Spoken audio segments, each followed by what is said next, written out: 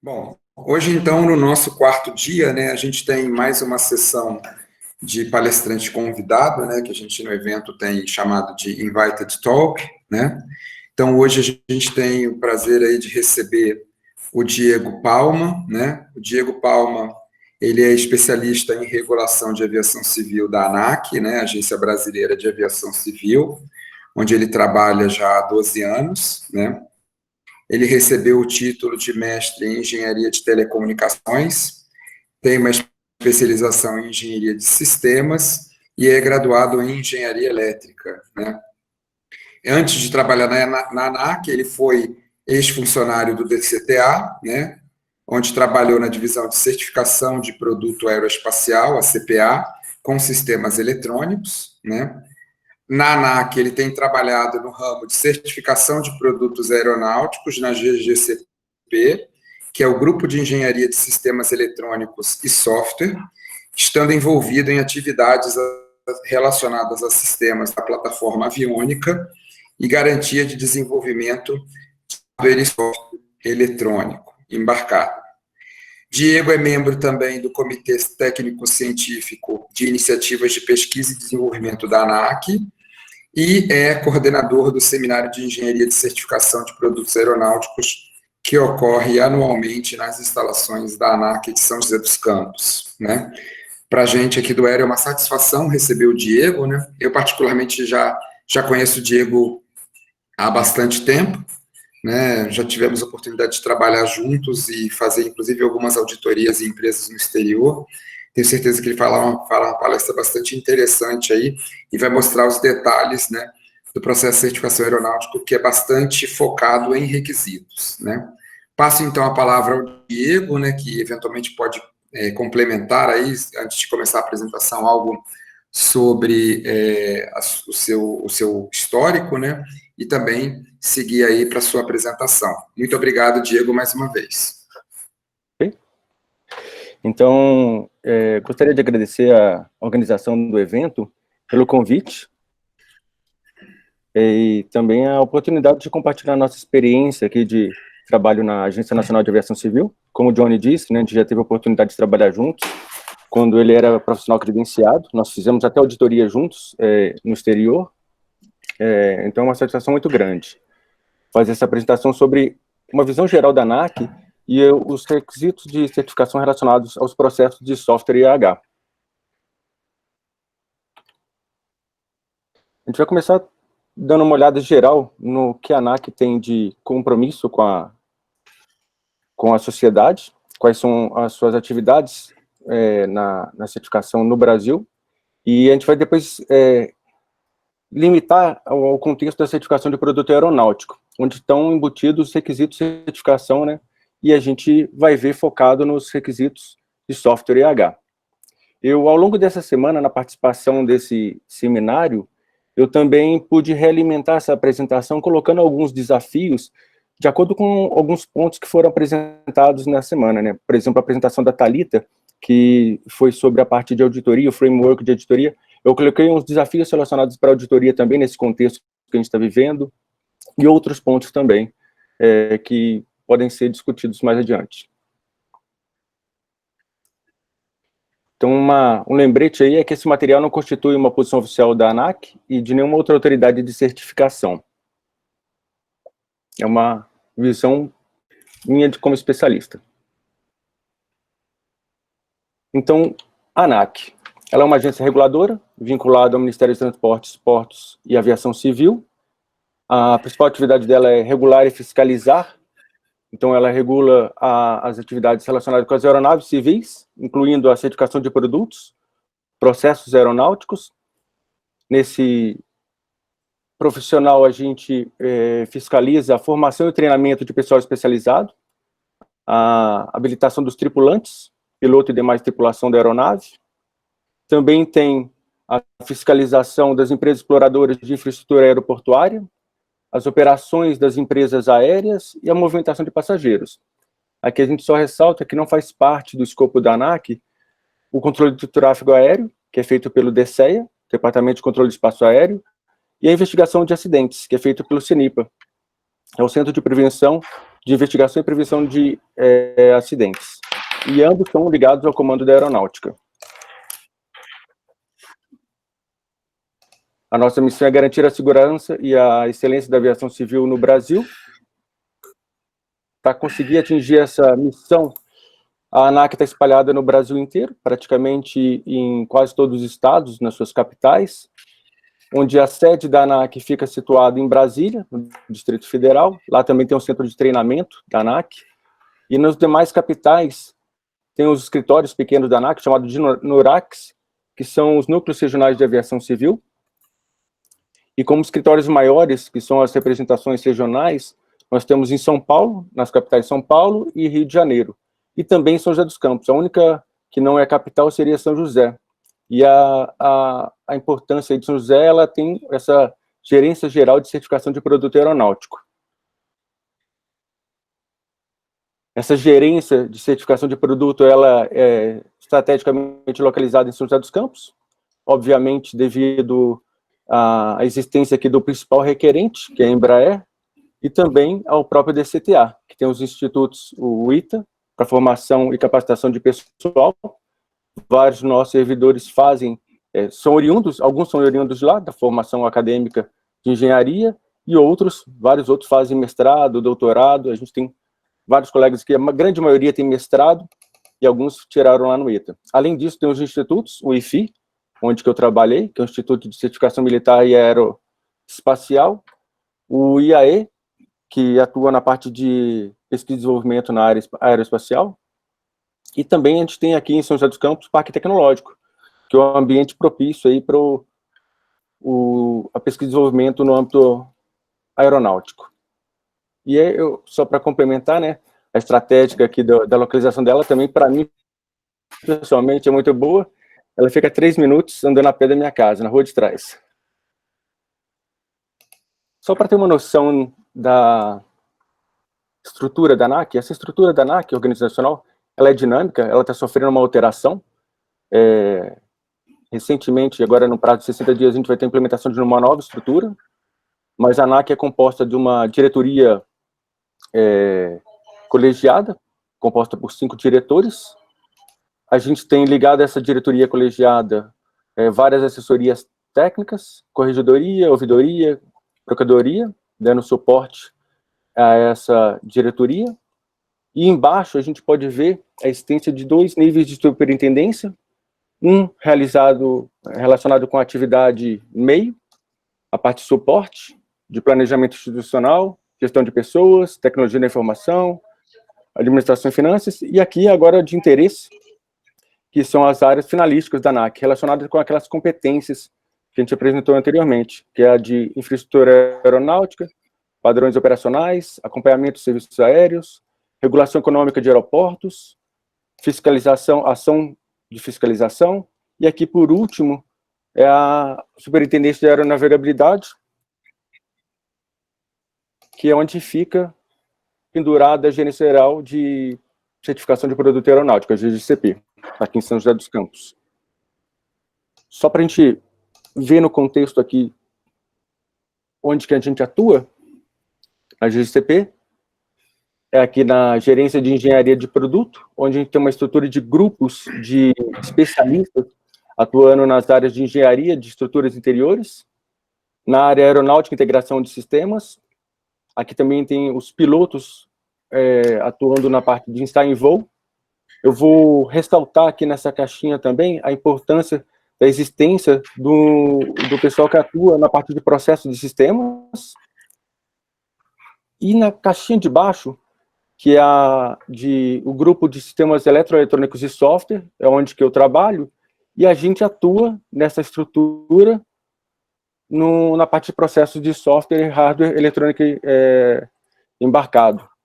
Então, olhando nessa estrutura, a gente vê que processos de sistemas fica num grupo e processos de software e hardware fica em outro grupo. Então, ressaltando isso, eu vou mais para frente mencionar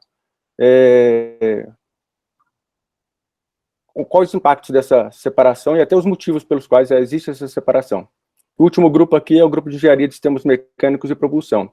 Além disso, nós temos outras 2 gerências, uma relacionada com essa parte de gestão dos programas, coordenação dos programas.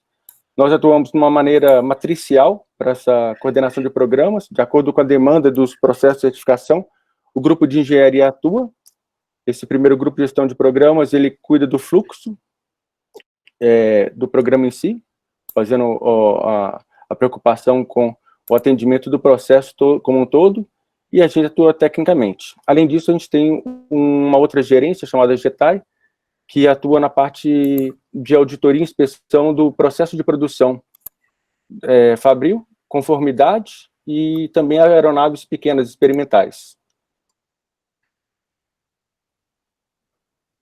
Aqui só ressaltando, dentro do ciclo de aeronavegabilidade, né, que começa desde do projeto da aeronave, e então a fabricação, a operação, a manutenção. Em caso de existência de problemas, de dificuldades em serviços, a gente tem a comunicação dessas falhas e a retroalimentação para melhoria do processo como um todo.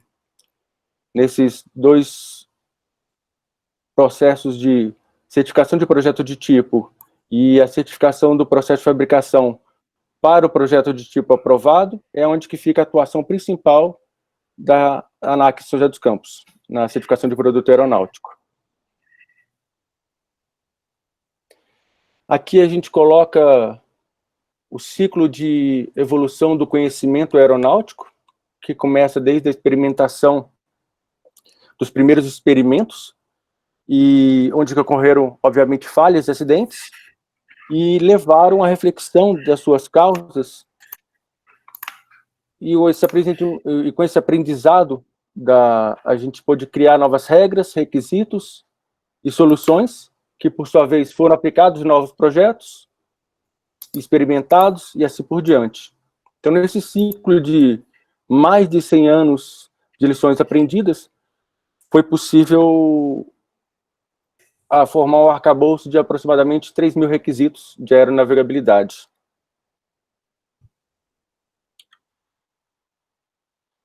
Esses requisitos de aeronavegabilidade, que são esses RBACs, Requisitos Brasileiros de Aeronavegabilidade, Regulamento Brasileiro de Aviação Civil, eles estão mandatórios na estrutura normativa.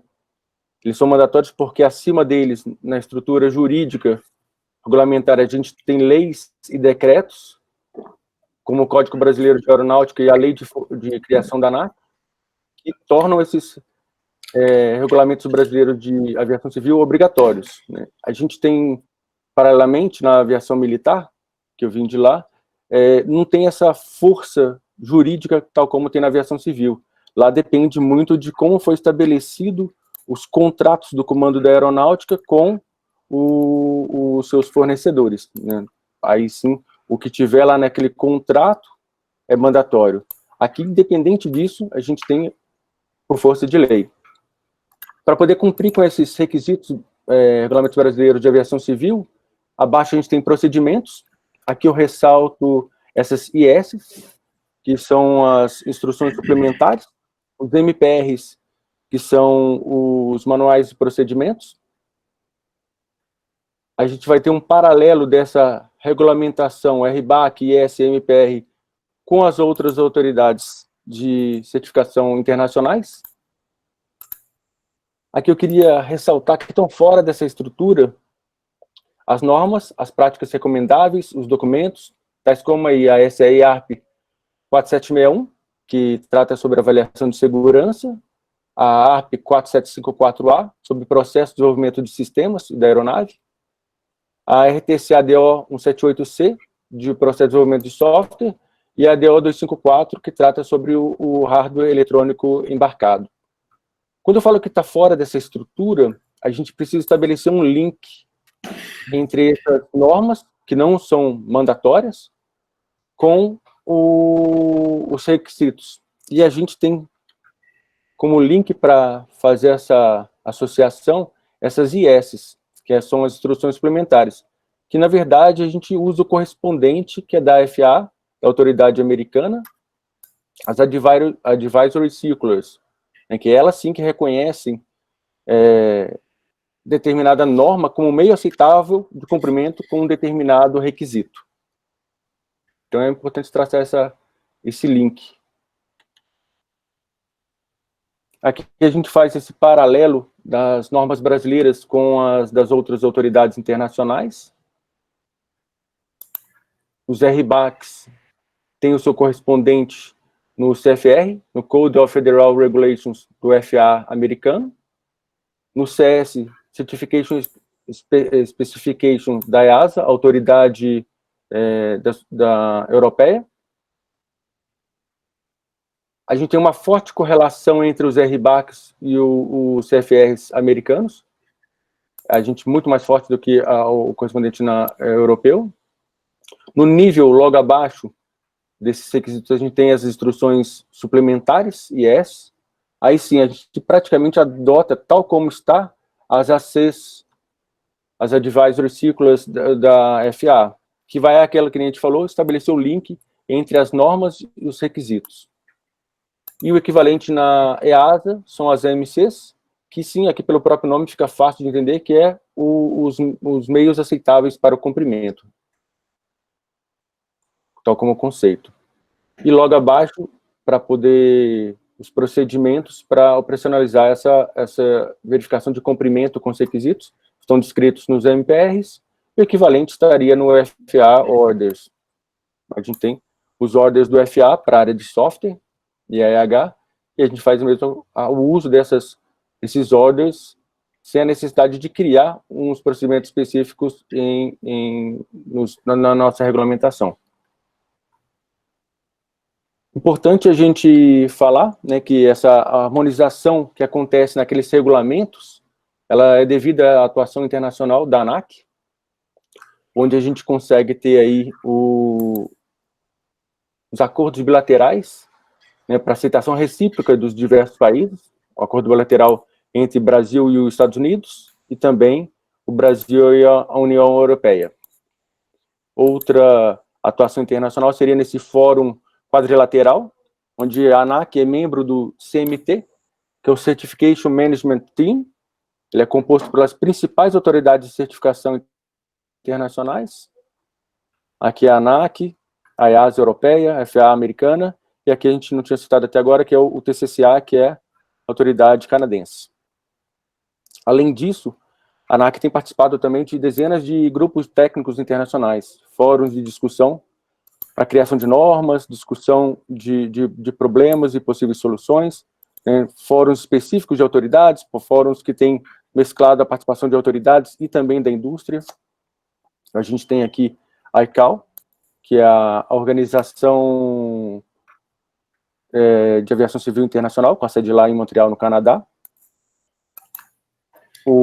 A SAE, a gente tem participação de vários grupos da SAE, mais relacionado com a nossa área de software RH, a gente tem a participação no G34, no grupo que trata sobre inteligência artificial, o Machine Learning. Na RTCA, a nossa participação, ela se dá no Comitê Especial 240, que trata sobre Topics on Software Advancement. Ela é composta de dois subgrupos. Um grupo que trata de Law Risk e Applications, ele está relacionado com a criação de normas de software para aplicação, basicamente, em drones, né? Ou um nome mais genérico, assim, UAS, que seriam os sistemas sem a participação do piloto, né? Composto tanto pelo drone quanto os sistemas terrestres. Além desse subgrupo 1, a gente tem o subgrupo 2, a participação no subgrupo 2, até o subgrupo que eu participo, que trata sobre a parte de Service History, o uso de COTS Software, que é o Commercial Off-the-Shelf Software, software de prateleira, né? E o Open Source Software. Além disso, a gente também tem participação num grupo importante para a nossa área, que é o FAS. O FAS é o Fórum for Aeronáutico Software. Ele que até discutiu preliminarmente a necessidade de criação dessa norma, por exemplo, que a RTCA está puxando, que é o SC esse comitê especial 240 está puxando, e a JARUS, que vai tratar sobre essa parte de regulamentação de UAS, né, drone, e também a parte de sistemas terrestres. Essa atuação internacional, ela garante a isonomia dos critérios de certificação dos produtos estrangeiros e nacionais. Isso ela reflete positivamente tanto para a gente como agência reguladora e de certificação, quanto para a própria indústria. A gente tem o nosso reconhecimento da capacidade em certificar, e a indústria ela ganha a competitividade do produto nacional no mercado global. E a gente tem aquele CMT, que eu citei, né, o esforço quadrilateral com as principais autoridades, ele defende o amplo reconhecimento mútuo da aprovação emitida por esses membros, né? Então, o que a gente teve agora de mais novo, que a gente pode mostrar que essa sincronicidade e essa harmonização da regulamentação levou a essa conquista histórica em 2018, que foi a certificação tripla, e no caso a Embraer conquistou aí o certificado de tipo da aeronave, o 192, simultaneamente pelas 3 autoridades, a ANAC, a EASA e a FAA. Então, resultado dessa atuação internacional. Agora, fechando um pouco mais o escopo, falando mais no nosso contexto específico de certificação de produto aeronáutico, bem de forma simplista, a gente pode falar que certificação é essencialmente a qualificação do produto, geralmente através de testes, inspeções e auditorias. Isso seria a forma da gente fazer a determinação, né, do cumprimento, achar a substanciação do cumprimento dos requisitos. Para a gente ter uma visão geral do processo de certificação, vou ser bem rápido nisso, a gente tem aí nessa parte verde, seria o fluxo processual, com a atuação do grupo de coordenação de programas, ele coordena no project toda essa estrutura, todo o fluxo de certificação, todas as tarefas, toda a documentação, que é enviada para o fluxo técnico, que é esse fluxo marcado em azul, que é formado pelos especialistas da gerência de certificação de produto, da gerência de engenharia, onde que eu estou. E, rapidamente, aqui a gente vê que nesses dois blocos, a gente tem a parte do planejamento e a execução do plano. O processo de certificação ele inicia nessa fase de familiarização, conhecendo o aspecto do projeto, e para em seguida a gente estabelecer a base de certificação. É aí que entra essa parte de requisitos, regulamentação, que é importante a gente mencionar, né? A gente tem esse arcabouço de 3.000 requisitos, no caso do avião da categoria transporte, e aqui que a gente vai ver toda essa regulamentação e ver se está sendo apontado os métodos de demonstração, se eles são aceitáveis, né, os MOCs, o Means of Compliance, e aqui a gente estabelece a correlação entre também os requisitos e as normas que vão ser utilizadas para o desenvolvimento, quer ser de sistema, de software. Para a gente poder entender mais sobre essa parte agora, que é esse foco nosso, que são os requisitos de certificação relacionados ao processo de software, daquele montante de 3.000 requisitos, né, do avião categoria transporte, que pertence ao RBAC 25, a gente pode elencar 2 principais requisitos relacionados ao software EH. Então, daquele montante todo, a gente tem 2, se for citar naquela regulamentação, né? Ele fala, só cumprir 2 requisitos? Então, a gente tem o 25301, ele trata do aspecto funcional, né, a preocupação com o projeto, a função pretendida, então cumprir com a função pretendida em si. E o 25309, ele trata sobre a segurança, o Safety Assessment, então colocar que essa função tem que ser cumprida em todas as condições de operação previstas, e não afetar, né, ou não afetar adversamente os outros equipamentos necessários, cuja falha pode afetar a segurança. Então, resumidamente, esses dois requisitos tratam sobre isso. A gente consegue, eles são concentradores do que vai estar para baixo, né? A gente viu um monte de requisito, somente esses dois aplicados ao software H, mas a gente vai ter a ver uma nova expansão do que vai ser aplicado para software H, expandindo em inúmeros outros objetivos, né, a serem cumpridos. Nesse próximo slide, a gente faz essa relação dos requisitos de certificação, requisitos funcionais, que desmembram requisitos funcionais e requisitos de safety. O funcional, eles vão tratar a funcionalidade da aeronave propriamente dita, né? No sistema fly-by-wire é o controle da aeronave. E o de safety, como que esse requisito funcional ele vai ser implementado, né? Na primeira coluna aqui, a gente tem, no caso das aeronaves menores, a aviação parte 23, né, o RBAC 23 geral. A gente vai ter arquiteturas mais simples e com processos menos rigorosos.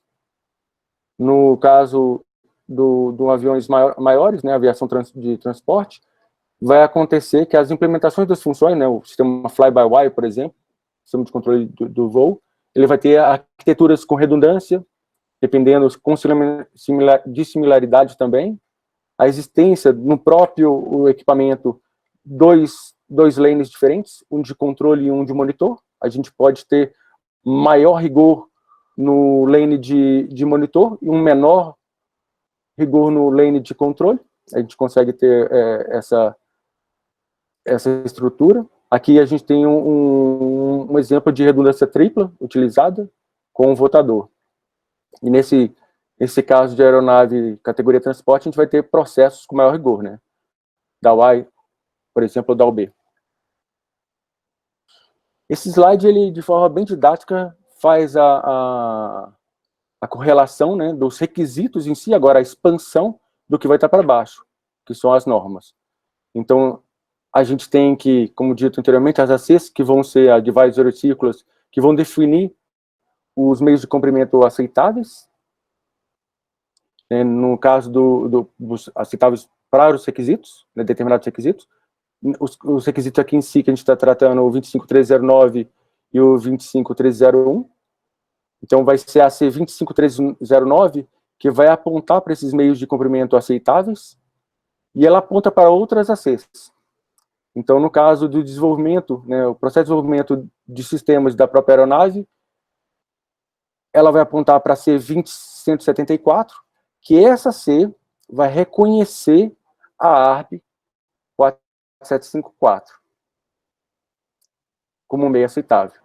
Então, todos os objetivos da ARP 4754 serão aplicáveis ao desenvolvimento do processo.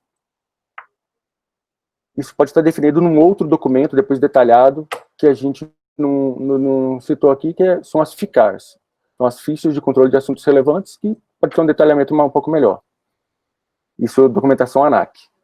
O AC também 25309, para o caso de processo de desenvolvimento de hardware, ela aponta para a C 20152, que essa C, aí sim vai reconhecer a DO 254 como a norma a ser utilizada no processo de desenvolvimento de hardware, né, o hardware eletrônico embarcado.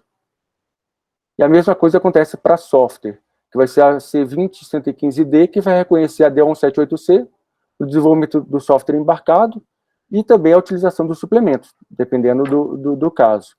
A gente tem aí, no caso de existência de qualificação de ferramenta, a gente faz o uso da DO 330, no caso de uso de desenvolvimento baseado em modelos, a DO 331, orientação a objeto 332, e por último, o uso de formal methods a 333. Ligado direto a C309, a gente tem aqui a ARP 4761, que ela trata sobre o safety tradicional. Essas três normas anteriores, elas tratam pelo Development Assurance, né, o rigor no processo de desenvolvimento. Colocando de uma forma mais de relação entre essas normas, né, uma alimentando com dados a outra, esse diagrama que está contido na ARP 4754A, ela mostra esse fluxo entre os processos dessas normas. A gente tem como entrada a função pretendida, né, a ser implementada na aeronave. A APP 4761 vai tratar sobre o processo de safety, a 54, 4754, os processos sistemas.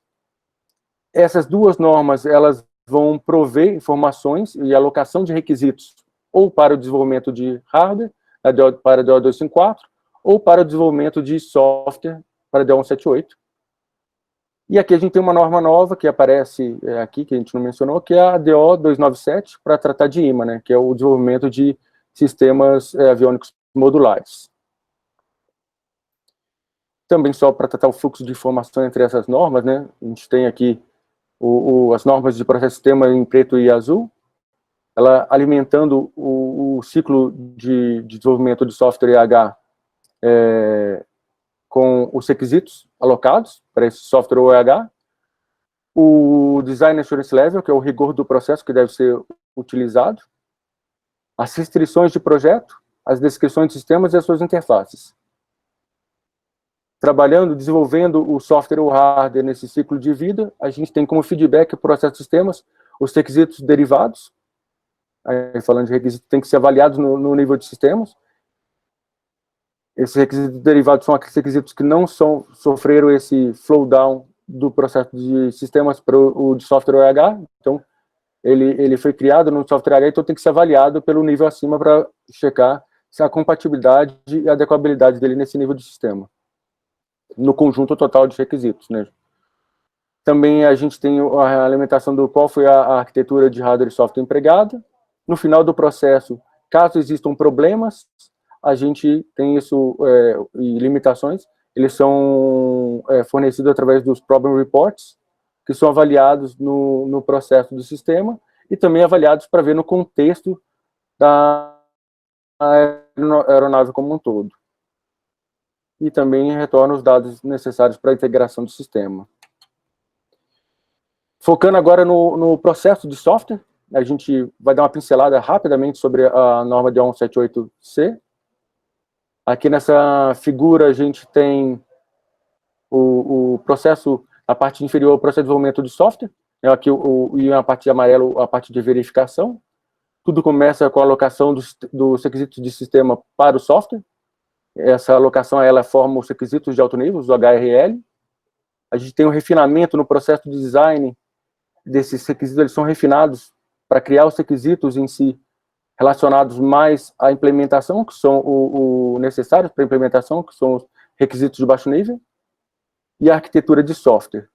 Passa depois pelo processo de codificação, né, criando código-fonte, compilação, código-objeto, e a gente tem um código executável que é integrado no hardware. Todo esse processo ele tem rastreabilidade, tem inúmeras revisões entre os níveis, que estão detalhados no nível de cima.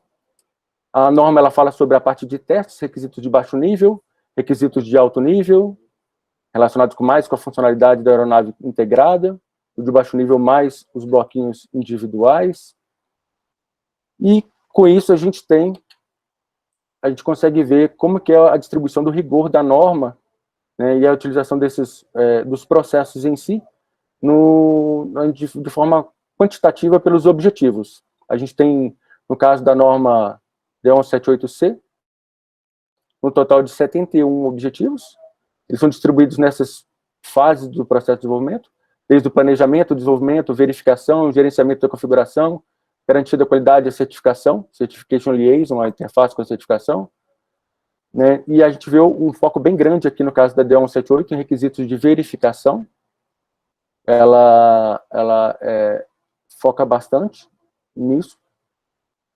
E lembrar que verificação não é só teste, por isso que tem bastante requisito, que tem os vários reviews e as análises. Então, olhando agora a distribuição de objetivos de acordo com o rigor de processo que é determinado pelo Design Assurance Level, a gente tem o mais rigoroso da UA, associado à classificação de uma condição de falha catastrófica, no total da norma, que é os 71 objetivos, sendo que de 30 tem que ser com independência, né? Quem verifica não pode ser a pessoa que faz o desenvolvimento. No da OB a gente tem uma redução para 69, a gente vê 2 requisitos. Essa redução pequena, mas é um número substancial no final das contas, bastante esforço de verificação, e até chegar ao da OD, que é o menor rigor. Fazendo uma rápida pincelada na DEL 254 de hardware, a gente tem um conceito básico, o que vem a ser o hardware eletrônico embarcado. No caso da C20152, ela reduz o escopo da utilização da norma para somente o hardware, o Custom Microcoded Components, né, a parte programável, hardware programável, que são os PLDs, os FPGAs e os ASICs. Basicamente, a gente vê mais o uso do FPGA. O ciclo de vida de desenvolvimento de hardware também é bem parecido com o de software. A gente tem aqui a parte de requisitos, um nível só, o desenvolvimento conceitual, o desenvolvimento detalhado, onde acontece a linguagem de programação, que é o VHDL, a implementação e a transição para a produção. A gente vai ver, essa norma ela é bem menos restritiva que a norma de software. Hardware, ela é menos restritiva. A gente tem no total 32 requisitos, enquanto para de software, 71. Há quem diga que esse nível de prescrição ela é bem balanceada, por isso que ela não está sofrendo revisão e nem críticas. Ela está se mantendo estável há mais tempo. E a gente pode agora passar por um paradigma que tem a ver com essa parte de gerenciamento de requisitos. A gente vê, eu mencionei lá na estrutura organizacional da ANAC, o que acontece na estrutura de ter um grupo que trata sobre processo de sistema, que é a EVI, e tem um outro grupo que trata sobre processo de desenvolvimento de software RH. A gente vê que aqui a gente tem essa separação artificial entre sistemas, processos de sistemas e processos de hardware e software.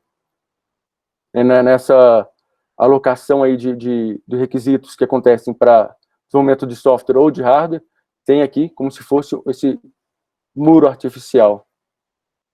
Né? Isso daí tem implicações, inclusive na estrutura, que nem eu disse, mas ele é artificial. A gente pode ver que isso não ocorre, por exemplo, né, acontece uma quebra desse paradigma no caso do uso de modelos. A gente não tem essa limiar essa fronteira entre sistemas e software bem definida. Acontece uma zona cinzenta, né? Ao invés de a gente tem o uso de modelos, esses modelos eles podem ser utilizados como modelo de especificação, modelo de desenvolvimento. Aqui a gente tem um slide falando basicamente onde aconteceu uma preocupação lá de trás, em 2014, que a FA apresentou na conferência que eles tinham anteriormente, onde que a gente tem aqui o caso onde que essa fronteira artificial ela aparece, e aí aparece uma coisa aqui estranha, onde acontece o uso do modelo de especificação em sistemas, uma tradução para requisitos textuais, depois você gera modelos de design, que a partir desse modelo de design são feitas a geração do código, através de ferramentas qualificadas, faz o autocode generation, e isso daqui é artificial, sendo que poderia ser bem mais lógico a gente já ter aqui uma participação simultânea, uma competência multidisciplinar, a atuação de sistemistas na engenharia de requisitos de sistemas e de software, tratando nesses modelos com características tanto para sistemas quanto para softwares, né, relacionados com a implementação, e a partir do qual a gente tem esses modelos vinculados aí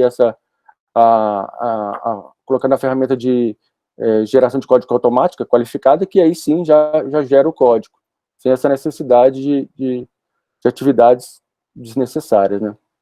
Então a gente vê que existe uma necessidade de adequação desse modelos, tanto paradigmas onde tem uma barreira impermeável, para esse onde que tem uma zona cinzenta, sem separação muito clara entre processos de sistemas e processos de software, que é o mais adequado. Chegando na parte dos desafios, eu coloquei alguns slides pensando no que a gente tem de desafio para frente. Não são todos, eu elenquei alguns. O primeiro, ele tem relacionado com os overriding properties. O que vem a ser o contexto disso? A gente tem aí que a Associação de Fabricantes de aeronaves da categoria geral, a Gama, lá nos Estados Unidos, ela ficou preocupada, né, aeronaves pequenas, elas terem que seguir um processo tão rigoroso e tão engessado que a gente tem no caso da DO 178, e eles, de certa forma, acionaram o Senado dos Estados Unidos, que, por sua vez, acionaram o FAA. E aí o FAA abriu um novo grupo, que seria o Streamline Assurance Processes, que era para chegar numa norma um pouco menos prescritiva e mais adequada para essa realidade de aeronaves de categoria geral. Isso foi evoluindo até a criação de um outro grupo, que foi o Overarching Properties Working Group, o PWG. E aí, sim, esse grupo que é atual, eles estão pensando em criar esses Overarching Properties, né, que eles seriam no nível de abstração mais alto ainda que a próprios objetivos da ARP 454, ela está acima de processos temas, acima do processo de software, uma coisa mais, nível de abstração mais alto, onde que teriam essas Overarching Properties, essas características que o produto deve ter, né, e também ela seria esse override que ela abordaria todas as propriedades necessárias. Eles resumem em 3 propriedades, que seriam o intent, o correctness e o innocuity, né? Pensando só até no nome, é uma correlação com as normas, com os requisitos que a gente já viu, né? O 301 e 309. O intent, de certa forma, está relacionado com a função pretendida, que é o requisito 301. O correctness, de certa forma, está relacionado com todas as verificações quanto ao funcionamento correto da função pretendida. Isso está no 309. O innocuity está relacionado também com o 309, já que deve ser não deve se afetar adversamente e também não deve afetar a segurança. Um outro ponto de desafio para a gente tem aí no futuro é o uso de inteligência artificial, machine learning, né? A gente tem algumas considerações do uso de machine learning na certificação, preocupações com relação à rastreabilidade e análise de cobertura, que podem não ser completas e ter dificuldades para demonstrar que a implementação usando machine learning não contém funcionalidade não intencional. Um outro problema seriam as implementações de machine learning, algumas delas poderem exibir comportamento adaptativo, isso afetaria o conceito de repetibilidade. Também ela acaba tendo dificuldade de demonstração de implementação, né? Se a implementação não contém funcionalidade não intencional. O conjunto de dados de treinamento, né, ele sim vai definir o escopo da atuação, e a gente tem que o subgrupo, o grupo, né, o G34 da SAI, que faz esse estudo para a criação da norma do uso de machine learning na aviação civil, ele reduziu o escopo do documento somente para sistemas com aprendizado offline, né, na dificuldade de encontrar um processo que abrange sistemas online, além de seus aspectos de configuração dinâmica. Relacionado com uma apresentação que nós tivemos ontem aqui no workshop, eu coloquei esse slide também com relação a um desafio do futuro das auditorias de software e hardware. A gente tem aqui um envolvimento tradicional, que a gente tem como referência o Job Aid e o Order antigos, né, eles sofreram uma revisão e capítulos relacionados com as auditorias eles foram, de certa forma, suprimidos, ou o Job Aid foi removido do site do FAA, mas dessa forma de desenvolvimento tradicional, né, usado já por todas as autoridades e bem consolidado, a gente tem o envolvimento da autoridade basicamente em 4 estágios. Esses 4 estágios seriam SOIs, Stage of Involvement, 1, 2, 3 e 4, de planejamento, desenvolvimento, verificação e o final. A característica de cada um desses estágios, a gente tem o de planejamento realizado basicamente na forma de desktop, aqui a análise da documentação de planos, né, standards aqui, né, no caso da ANAC.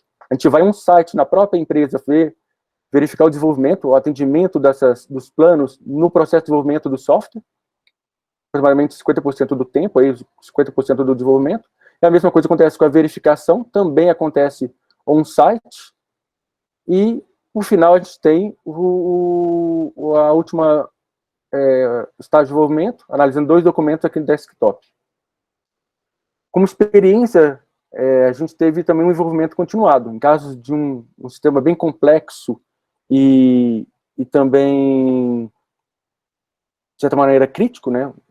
Por exemplo, um sistema de fly-by-wire, o software, application software do fly-by-wire, a gente acabou adaptando o nosso forma de desenvolvimento e estendeu. Além das 4 sóis, a gente teve 33 interações curtas no site, está marcada nessas barrinhas em verde. A gente acabou tendo essa experiência, foi muito boa, ganhamos conhecimento em relação ao projeto, confiança em relação ao projeto. Ele trazia, de certa forma, algumas coisas novas para a gente, até mesmo para a empresa, e o ganho de confiança nosso e também os feedbacks para a empresa de uma forma antecipada também solucionaram problemas de forma inicial, com menor necessidade de retrabalho, foi interessante. Aqui a gente marcou em vermelho, poderia também ter alguma coisa dessa atividade continuada numa fase inicial também, na parte de plano, mas o envolvimento se deu mais no desenvolvimento e na verificação. E, por fim, a gente coloca um envolvimento futuro.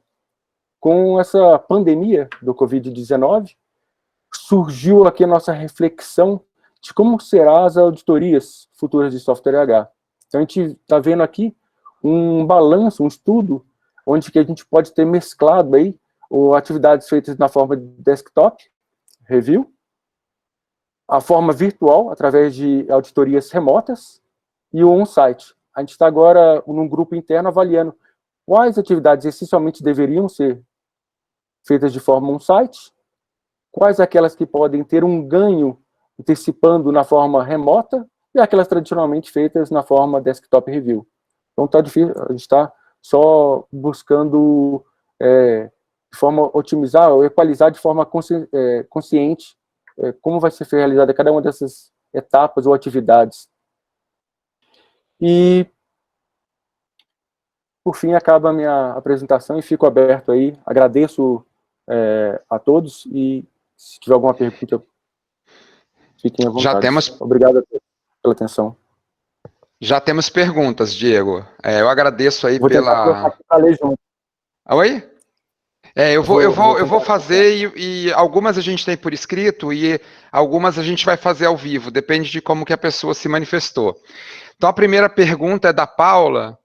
Ela parabeniza aí pela sua apresentação e ela pergunta, na sua experiência, acredita que a DO 333 poderá ajudar de alguma forma a nova norma de IA para o G34? Então, para falar a verdade, a gente nunca teve experiência na ANAC de algum requerente utilizando a DO 333, que trata sobre formal methods. Nenhum requerente ainda aplicou algum processo que estabelecesse ela como um meio aceitável, né, de cumprimento para algum processo aí tecnológico. A gente tem visto que também o que está bastante em voga e não foi mencionado na minha apresentação é o uso de assurance case. Talvez, nesse caso, também possa ser empregado. Eu não sou um extremo conhecedor de assurance case, mas a gente vê no overarching properties sendo utilizado. Quem sabe também não sei qual vai ser um método no caso de inteligência artificial, não. Legal. A Paula fez um comentário na sequência. A Paula é até interessante, ela é uma das coordenadoras desse grupo, né, o G34. Mas, isso, Não, e a Paula, ela está fazendo uma pergunta que eu pedi para ela fazer para você, porque eu falei para ela que eu nunca vi nenhum desenvolvimento na DO 333, e aí eu falei, confirma na apresentação do Diego se a ANAC já viu. Não, nunca. A Paula é minha orientada de doutorado também e trabalha na Embraer. Bom, o professor Luiz tem uma pergunta, vou pedir para ele abrir o microfone e fazer a pergunta ao vivo. Luiz, por favor. Obrigado, Diego, pela apresentação, parabéns, muito boa, muito interessante, esclarecedora. e mostra para a gente como que esse mundo aí das normativas, certificações, é um mundo assim bem complexo e rigoroso, né, em relação aos processos de certificação, o que é muito bom porque nos deixa mais seguro, mais tranquilo em relação a utilizar os sistemas, né, que a gente usa aí na aviação, em particular no seu caso você está falando da área de aviação, mas também de normas para outras áreas, né, para outros segmentos. Então, você falou dos 3.000 requisitos, né, da RBAC, né, é um número alto, né, a gente já percebe, então, que a coisa é bem complexa, né, e eu fiquei curioso em saber como que esses requisitos, eles são construídos, como que eles são elaborados, definidos e revisados ao longo do tempo. Como é que vocês recebem o feedback, né, dos fabricantes que têm que atender esses requisitos, e se há uma preocupação, claro, eu acredito certamente que há essa preocupação, mas o que vocês têm feito ou procuram fazer para tornar esses requisitos mais palatáveis, no sentido assim, de facilitar a compreensão, porque não uma reclamação, mas relatos de que é difícil de compreender, é muita coisa, então a gente entende que deve existir uma preocupação em facilitar, em tornar esses requisitos mais entendíveis, né? Sim, eu tenho tido a preocupação, né, e esse processo de formação desses requisitos, como eu disse, ele é um processo que vem acumulado em todos os anos de experiência da aviação civil. Ele se dá também com os eventos que acontecem de dificuldade em serviço, acidentes, né? Esse 301, 309, ele sofre ajustes, mas existem determinados requisitos que são diretamente ligados a acidentes, e a gente consegue fazer uma correlação recente de determinados requisitos. Então, vários deles também é essa experimentação, dificuldade de serviço, retroalimentação no processo, harmonização entre autoridades, que isso também, essa troca de experiência.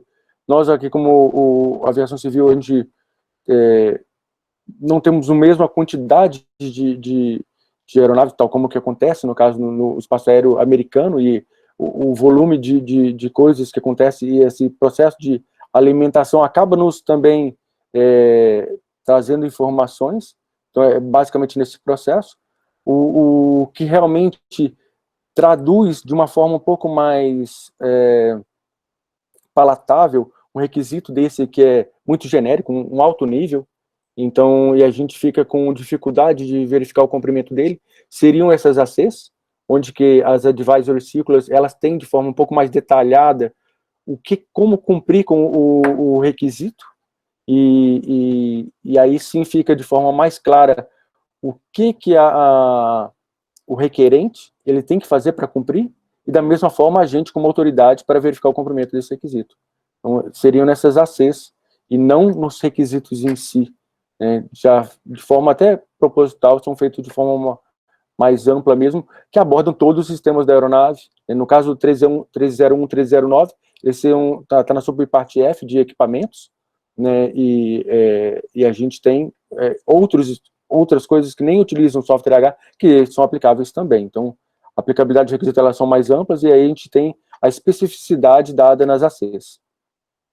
Não sei se foi muito vago, mas é assim que a gente consegue deixar mais claro. Obrigado pela resposta. Legal, Diego. Eu tenho uma pergunta também. A gente tem visto aí, se fala muito, né, em vários sistemas críticos, né, a possibilidade de operações autônomas, né? E na aviação isso é bem comentado, né? A possibilidade de, no futuro, a gente poder embarcar numa aeronave que não tenha mais um piloto, né, uma tripulação. Considerando que a gente tem a DEON 78 aí, como uma norma, como você bem apresentou, e o Marcelo também falou alguma coisa no primeiro dia, com bastante rigor no processo de desenvolvimento, ela é uma norma que já tem 30 anos, né, mais de 30 anos, né, então esse rigor ele começou lá no iníciozinho da década de 80 e vem se mantendo, né, Mas todas as vezes esse software, né, que foi desenvolvido para o meio aeronáutico, ele sempre tinha no loop alguém humano controlando, né, a operação dele. E eventualmente, se tivesse algum tipo de mal funcionamento ou alguma situação ali, ainda tem a possibilidade ali do piloto, né, ter alguma ação e eventualmente contornar o problema. Considerando que num futuro o software talvez terá toda a malha de controle, porque não teria mais um piloto nesse loop, você acredita que essas normas que existem hoje, elas precisarão sofrer algum tipo de revisão para inserir mais rigor? E está aí no... Eu ia ter, realmente, a dificuldade nesses processos autônomos, a gente vai precisar de ter o rigor no processo de desenvolvimento e do conjunto que vai tratar sobre esse de controle do voo de forma autônoma. A gente tem sistemas atuais que é o autopilot, mas em caso de mau funcionamento tem intervenção do piloto, ele vai e desengaja e atua. No caso que você está falando, a gente tem, por exemplo, uma aeronave, pior caso, transportando passageiros e sem piloto. É um cenário bastante futurístico, que vai levar esse controle rigoroso, mas a gente vê que uma solução transitória também é a gente ter o piloto próprio fora da aeronave, tal como acontece no sistema de RPAS, que pilota Remotamente, né? remotamente. A gente tem um cenário também intermediário, o caso de estações, né, também em terra, fazendo o controle da aeronave, caso a gente tenha problemas. Então, seriam sistemas, continuaria com aquela filosofia da redundância e de similaridade.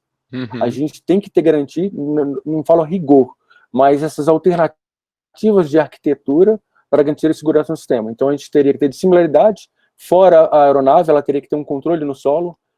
Em caso de problema, um piloto tombando, já que não vai ter piloto na própria aeronave, ele aqui em solo, remotamente, controlando essa aeronave, e assim, a gente tem uma similaridade, uma redundância, seria maneira. Não penso no rigor, mais rigor no processo de desenvolvimento de software, mas soluções na arquitetura.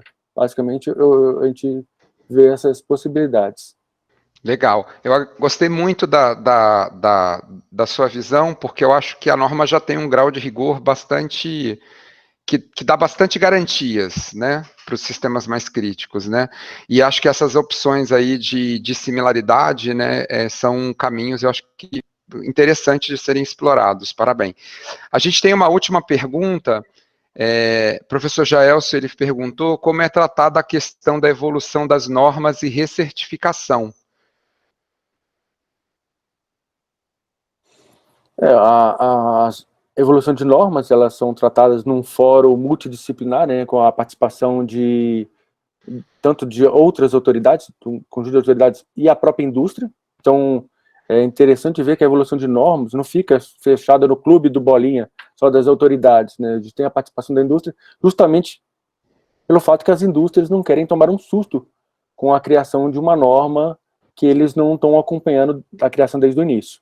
Então, isso é uma visão clara que tem nesses fóruns daí da RTCA e outros, a atuação conjunta aí da autoridade com a indústria, instituições de pesquisa e desenvolvimento, né? No caso daí da Overarching Properties, a gente tem a participação da indústria, a participação da NASA e as próprias autoridades. Agora, no caso de recertificação, eu queria entender melhor aí, seria a aplicação de mudanças no projeto?